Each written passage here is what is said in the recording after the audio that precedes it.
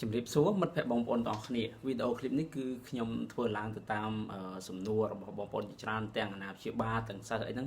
តែងសួរជារឿយៗថាហេតុអ្វីបានជារៀនអត់ចេះពួកគាត់ឆ្ងល់ថាអ្នកខ្លះរៀនចេះអ្នកខ្លះរៀនមិនចេះបងប្អូនជាមួយគ្នាបងប្អូនបង្កើតដោយបងអាចបកកែបងអត់បកកែបងខ្លះខ្សោយទៅបងបកកែវិញអញ្ចឹងថាហេតុអីបានក្មេងហ្នឹងគាត់រៀនអត់ចេះមូលហេតុគេអញ្ចឹងថ្ងៃហ្នឹងខ្ញុំសូមបកស្រាយពួកដើម្បីកុំឲ្យមានការយល់ច្រឡំកុំឲ្យទទួលតែការស្ដីបន្ទោសផ្សេងហ្នឹងព្រោះការស្ដីបន្ទោសការរករឿងអីមិនមែនជាដំណោះស្រាយទាក់ទងនឹងការរៀនចេះដោយសារតែយើងអត់បានដឹងពីឫសគល់ដែលនាំឲ្យក្មេងរៀនចេះដែលជាឫសគល់ដែលនាំឲ្យសិស្សរៀនចេះយើងចេះតែបន្ទោសទៅមុខវិញអញ្ចឹងការបន្ទោសនោះមិនមែនជាដំណោះស្រាយអញ្ចឹងខ្ញុំលើកយ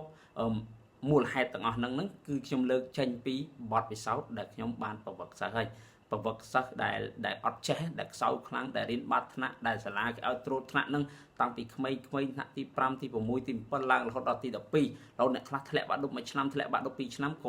៏ខាងសាលាប្រវត្តិខ្ញុំអាចជួយឲ្យចូលវិញដែរអញ្ចឹងដោយសារតែបទពិសោធន៍ទាំងអស់ហ្នឹងដែលខ្ញុំអាចហ៊ានយកមកនិយាយអះអាងនៅក្នុងវីដេអូឃ្លីបនេះហ្នឹងឥឡូវខ្ញុំលើកនិយាយពីបញ្ហាទី1មូលហេតុដែលសិស្សរៀនអត់ចេះមូលហេតុហ្នឹងគឺទាក់ទងទៅនឹងការចង់អារម្មណ៍សិស្សអត់ចេះដោយសារតែគាត់ចង់អារម្មណ៍បានឧបមាថាពេលរៀនអញ្ចឹងរៀនអារម្មណ៍គាត់អត់មូលគាត់អង្គុយរៀនទីគាត់ស្ដាប់គ្រូដំបូងគាត់ស្ដាប់ណាចង់ស្ដាប់ប៉ុន្តែពេលគាត់ស្ដាប់មើលក្រាស់ខៀនមើលយូរភ្នែកគាត់សំទ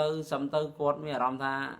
ដូចរបៀបថាមិនមែនស្ដាប់គ្រូកំពុងតែបញ្យល់មេរៀនទេក៏ប៉ុន្តែដូចកំពុងស្ដាប់គ្រូច្រៀងបំពេស្ដាប់ជួនកាលគាត់មើលក្រាស់ខៀនទៅមិនមែនឃើញជាលំហាត់មិនមែនជាអក្សរទៅឃើញទេសភាពឃើញអីផ្សេងអារម្មណ៍គាត់អត់មូលញគាត់ដូចអត់ដឹងថាខ្លួនគាត់កំពុងតែធ្វើអីចឹងអញ្ចឹងធ្វើឲ្យគាត់រៀនអត់ចេះអូយើងជាខំស្ដីបន្ទោសថាមិនបានមិនខំរៀនពេលខ្លះគ្នាខំប្រឹងដែរកាន់តែប្រឹងស្រាប់កាន់តែល្ងុយគេអញ្ចឹងធ្វើឲ្យគាត់ចាប់អត់បាននេះអត់ព្រោះអត់ដឹងថាគ្រូនិយាយពីអីប៉ុណ្ណាអត់ដឹងគ្រូទៅសេពីអីប៉ុណ្ណាពេលរឿងអីគាត់ចាប់បានគាត់អត់ចាប់បានទេអញ្ចឹងដែលធ្វើឲ្យគាត់រៀនអត់ចេះកាលណាតែរៀនអត់ចេះចាប់អត់បាននឹងពេលវេលានឹងវាយូរអញ្ចឹងដើម្បីឲ្យពេលវេលាកន្លងទៅគាត់ចេះតែបន្តែអារម្មណ៍តទៀតអញ្ចឹង1ម៉ោងបន្តែអារម្មណ៍នេះនោះដល់ម៉ោងទៅទៀតបណ្ដាលអារម្មណ៍នេះនោះដល់ម៉ោងផ្ទះអញ្ចឹងបើមិនបណ្ដាលអារម្មណ៍វាធុញអញ្ចឹងបញ្ហាទី1គឺអារម្មណ៍មិនមូលចង់អារម្មណ៍មិនបានទី2គាត់អត់មានទ្រលាប់សួរនៅពេលដែលគាត់ឆ្ងល់ជាទូទៅសិស្សដែលខ្សោយនេះគឺគាត់តែងតែភ័យខ្លាចគេដឹងថាគាត់អត់ចេះអញ្ចឹងនៅពេលដែលគាត់ឆ្ងល់នៅពេលដែលគាត់អត់យល់ចំណេះគាត់អត់ដែរហ៊ានលើកដៃសួរទេជាទូទៅគឺអញ្ចឹងកាលណាតែអត់លើកដៃសួរវាធ្វើឲ្យចម្ងល់ហ្នឹងវាចេះតែច្រើនទៅវាធ្វើគាត់ហ្នឹងកាន់តែអត់យល់ទៅច្រើនទៅអាហ្នឹងជាមូលហេតុមួយដែលធ្វើឲ្យសិស្សរៀនចេះទី3គាត់មានអារម្មណ៍ថាខ្មាស់អៀននៅពេលដែលគាត់ឡើងក្រាខៀនឬក៏នៅពេលដែលគាត់បញ្ចេញសមត្ថភាពឬក៏នៅពេលដែលគាត់ត្រូវគ្រូចុចឲ្យឆ្លើយសំណួរឬក៏នៅពេលដែលលើកដៃឆ្លើយសំណួរហ្នឹងអញ្ចឹងគឺគាត់មានអារម្មណ៍ថាខ្មាស់អៀនកាលណាតែមានអារម្មណ៍ថាខ្មាស់អៀនគាត់នឹងគេចវេះកាលណាតែគាត់គេចវេះគាត់អត់បានដោះស្រាយបញ្ហានៅក្នុងចិត្តគាត់នឹងទេអត់បានដឹងតែខ្លួនឯងពិតអត់ចេះហើយក៏អត់បានធ្វើផ្ទាល់នៅអ្វីដែលគ្រូបញ្យល់ភ្លាមៗដែរអញ្ចឹងបញ្ហាទី3គឺទាក់ទងការខ្មាស់អៀនហ្នឹងទី4នោះគឺអត់មានទម្លាប់រំលឹកមេរៀនដែលរៀនហើយកាលណាតែគាត់អត់រំលឹកមេរៀនគឺអត់ចាំទេទោះបីអ្នកខ្លះគាត់ចាប់បានមែននៅសាលារៀនភ្លាមៗចាប់បានប៉ុន្តែទៅផ្ទះវិញគាត់ទុកចោលគាត់អត់រំលឹកឡើងវិញអញ្ចឹងគាត់នឹងភ្លេចវាបាត់ហើយទ្រាំដល់មួយអាទិត្យក្រោយដល់ម៉ោងរៀនហ្នឹងទៀតភ្លេចបាត់ហើយហ្នឹងអញ្ចឹងរៀនទៅមិនក៏អត់ប្រកែដែរចឹងតើតើនឹងអត់រំលឹកទី5លេងហ្គេមច្រើនជ្រុលហ្គេមអ្នករៀនបកែក៏គេលេងដែរមិនថាអត់លេងសោះទេគ្រាន់តែគេលេងតិចលេងហ្គេមហ្នឹងមិនស្ថិតនៅក្នុងការងារអត្ថភាពអញ្ចឹងមានន័យថាគេរៀនហើយបានគេលេងអ្នកដែលខ្សោយគឺគាត់យកហ្គេមជាអត្ថភាពគាត់លេងហ្គេមហើយបានរៀនអញ្ចឹងបានគាត់នៅតែខ្សោយអញ្ចឹងលេងហ្គេមច្រើនធ្វើឲ្យគ្រូក្បាលគាត់រវើរវាច្រើនបិទភ្នែកនឹកឃើញតែហ្គេមហើយឆាប់ឆេវឆាវមួម៉ៅទៀតអាហ្នឹងខ្ញុំជួបប្រទេសអញ្ចឹងក្មេងដែលលេងហ្គេមច្រើនបដៅអត់បានទេឪពុកម្ដាយគឺបដៅទៅគឺគាត់ខឹងហ្មងគឺគាត់មួម៉ៅហ្មងអញ្ចឹងកុំបន្ទោសមិនគាត់អញ្ចឹងទេគឺឥទ្ធិពលមកហ្គេមដូចយើងនិយាយរឿងស្រាអញ្ចឹងណាអ្នកហ្នឹងពេលអត់តន់ស្រាចូលខ្លួនត្រឹមត្រូវដល់ពេលស្រាចូលខ្លួនទៅខឹងទៅឆ្លុយទៅកោងទៅព្រមពើហិង្សាហ្នឹងឥទ្ធិពលនៃសូរ៉ាអញ្ចឹងឥទ្ធិពលនៃហ្គេមក៏ដូចគ្នាដែរធ្វើឲ្យក្មេងហ្នឹងគាត់មួម៉ៅខឹងច្រើនប៉ះអត់បានទេទូមានអប់រំគឺអត់បានហ្មងហួចផ្ចង់អារម្មណ៍អត់បានទេគាត់នៅវេវល់តាក់ទងហ្គេមហ្នឹងមួយទៀតបញ្ហាមួយទៀតគឺតាក់ទងការដើរលេងខ្សែគប់មិត្តភ័ក្តិនឹងដើរលេងច្រើនជ្រុលហ្នឹងក៏ធ្វើឲ្យរៀនអត់ចេះដែរក្មេងដែលចូលចិត្តដើរលេងច្រើនហ្នឹងខ្ញុំសង្កេតឃើញថារៀនអត់ប្រកែទេពួកខ្ញុំធ្លាប់ទទួលប្រវឹកក្មេងដែលគាត់រៀនខ្សោយតែគាត់ដើរលេងច្រើនហ្នឹងយកមកអញ្ចឹងអង្គុយពិភាក្សាសំណេះសំណាលមួយគាត់រាប់ម៉ោងរាល់ថ្ងៃច្រើនបានសិក្សាពីបញ្ហាគឺការដើរលេងច្រើនហ្នឹងក៏ធ្វើឲ្យគាត់រៀនអត់តន់ដែរព្រោះគាត់អារម្មណ៍គាត់នៅនឹងខ្លួនអត់បានមកដាក់លំហាត់ពឹបអង្គុយធ្វើ thơ ở ban mong với chết tại tin chết mức cứ chọn ai tại đá tại chụp một phe năng hồi bài 20 tiết cả sạp cục một phe khẩu sạp cục một phe khẩu nó ở tập bộ làm tên chỉ tu tên nè đại điện ở che ở đại sạp cục nè đại điện bạc hai đấy hồi nè đại điện bạc hai để cho chất điện nó có ở sạp cục nè để cho chất đa lên nè để lên game troll nè để ở điện này chỉ tu tên kinh chợ chứ cả sạp cục một phe không thở quạt sào trong cái kinh tha sắc đại cả na điện bạc hai tới quạtจะlàm đầu cả sạp cục quạt vì một phe đại lên nhưng mong một phe chỉ nè điện rồi cái này hồi sắc đại thọp tập bạc hai tới sáu nó có quạt đầu cả sạp cục đó đầu sạp cục vì một phe đại thọp tập bạc hai riêng chỉ một cái tới sạp cục nè để đại lên năng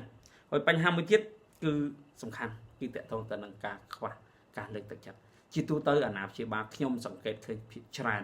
ព្រោះកូនសិស្សខ្លួនឯងក៏ complain អាណាព្យាបាលខ្លួនឯងដែលគាត់នាំកូនគាត់មកពិភាក្សាហ្នឹងក៏គាត់សារភាពដែរគាត់ចូលចិត្តស្ដីបន្ទោសគាត់អត់លើកទឹកចិត្តទេទី1ស្ដីបន្ទោសទី2ប្រៀបធៀប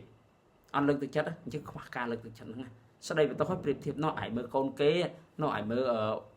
ក្មួយគេគេបកកាយចេះហើយកូនឯងមិនក៏អត់បកកាយដូចគេដែរចឹងដល់ចឹងធ្វើឲ្យក្មេងមានអារម្មណ៍ថាបាក់ទឹកចិត្តយូរលែងមានជំនឿចិត្តក្នុងការទៅមុខទៀតមួយទៀតគឺដោយសារតែពុកម្ដាយអត់ដឹងក្មេងខ្លះគាត់ហ៊ានថ្នាក់ធំប៉ុន្តែសមត្ថភាពអត់មានទេអ្នកខ្លះហ៊ានទី12មែនចូលមកពុកមកជួបកន្លែងខ្ញុំ12ហើយមេលេខអត់ទាន់ចេះទេដកលេខសំបីតែ3ដក5ឃើញប៉ុន្មានក៏ដឹងដែរបូកលេខ2ខ្ទង់ក៏បូកអត់ត្រូវដែរឲ្យគាត់ទៅរៀនទី12បញ្ជូនគាត់ទៅរៀនគួររៀនអី limit day អ្វីអន្តរការគាត់មើលមកយល់បើសមត្ថភាពគាត់ស្មើនឹងក្មេងថ្នាក់ទី5ទី6ឲ្យគាត់ទៅរៀនមេរៀនទី12រៀនចាប់អត់បានទេអាកន្លែងហ្នឹងដែលធ្វើឲ្យគាត់អត់មានទឹកចិត្តក្នុងការរៀនពេលខ្លះគាត់ព្យាយាមដែរប៉ុន្តែចាប់វាអត់បានហើយមេរៀនវាលឿនទៅមុខអញ្ចឹងធ្វើគាត់តាមអត់តាន់ហ្មងដូចក្មេងខ្លះទៀតគាត់ទៅទី7ទី8មែនប៉ុន្តែគាត់អត់ចេះមេលេខអត់ចេះអាសញ្ញាណដបងអ្នកខ្លះតែសេះអសមិនតាន់នឹងត្រូវស្រួលបួសអូចេះតែបន្តថាមិនបានកូនឯងមិនខំរៀនគាត់អត់មានគ្រឹះត្មងឲ្យតែគាត់ខំប្រឹងទៅគឺដួលមកវិញខ្ញុំធ្លាប់និយាយឲ្យក្មេងគាត់និយាយសារភាពត្រង់ហើយគាត់ស្ទើរនិយាយមួយថាមិនបានអត់រៀនគាត់និយាយថាខ្ញុំមិនមែនអត់ចង់ចេះគ្រូខ្ញុំក៏ចង់ចេះដែរប៉ុន្តែខ្ញុំបើកសភៅទៅវាអត់យល់សោះហ្មងអត់យល់សោះដូចអត់តាន់ចេះបូកដក relative ផងឲ្យមកគ្នាបូកដកវិភាគអត់ចេះមេលេខផងឲ្យគ្នាមកគុណលេខធ្វើមិនកើតធ្វើអត់កើតទេដល់ជុំមានអារម្មណ៍ថាធូចហ្មងពួកសួរថាមិនកុំទៅប្រាប់ប៉ាម៉ាក់ថាម៉ាក់ប៉ាខ្ញុំប្រាប់គាត់អត់ស្ដាប់ទេគាត់ចេះតែស្ដីគាត់ចេះតែថាអញ្ចឹងធ្វើឲ្យគាត់បាក់ទឹកចិត្តអញ្ចឹងបញ្ហាទាំងអស់ហ្នឹងធ្វើឲ្យយើងអាចដឹងថាក្មេងដែលរៀនអត់ចេះហ្នឹងមិនមែនតែថាមកគ្នាអត់រៀនអត់អីហ្មងឯងអត់រៀនហ្នឹងគឺដោយសារតែគ្នាវាមានហេតុផលដូចខ្ញុំលើកមកអញ្ចឹងហើយបញ្ហាហ្នឹងក៏តាក់ទងនឹងអាណាព្យាបាលតាក់ទងទៅនឹងមនុស្សជំនាញខ្លួនគាត់ដែរជួនកាលអាចមិនសូវឲ្យតម្លៃទៅលើការសិក្សាអញ្ចឹង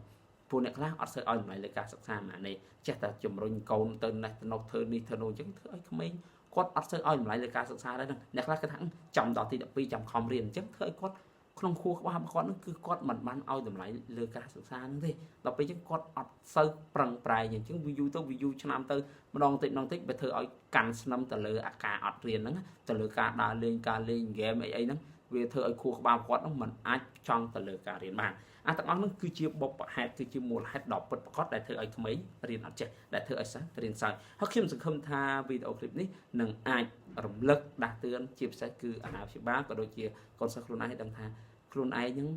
អាណាព្យាបាលហ្នឹងមានកូនហ្នឹងថាមិនមែនគាត់ខ្សោយទេដោយសារតែគាត់មានបញ្ហាអញ្ចឹងយើងត្រូវតែដោះស្រាយបញ្ហាហួចមិនបានខ្ញុំហ៊ានអះអាងច្បាស់ណាស់ដោយសារខ្ញុំជាអ្នកជំនាញខ្ញុំបានធ្វើរឿងហ្នឹងមកយាយខ្ញុំបានជួយសិស្សដែលធ្លាក់មួយឆ្នាំពីរឆ្នាំឲ្យជាប់បាក់ឌុបបានហើយខ្ញុំជួយសិស្សដែលចូលទៅសាលាគេអត់ទទួលផងណាប្រឡងធ្លាក់ហ្មងដូរសាលាប្រឡងធ្លាក់ហ្មងជួយឲ្យរៀនបានលេខ1ទៀតគឺជួបទាំងអស់ហ្នឹងហើយខ្ញុំក៏បានធ្វើឲ្យសិស្ស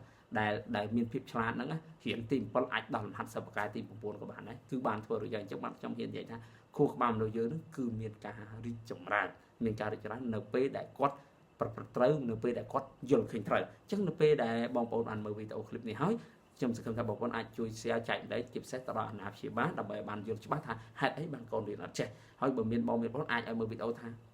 ហេតុអីបានរៀនអត់ចេះអញ្ចឹងវាមានហេតុផលនៅក្រោយហ្នឹងហើយសូមកុំបាក់ទឹកចិត្តហើយព្យាយាមដោះស្រាយបញ្ហាដែលខ្ញុំបានលើកឡើងហ្នឹងចេញអស់ទៅប្រកបជារៀនចេះឡើងវិញហើយបាទសូមអរគុណសូមជម្រាបលា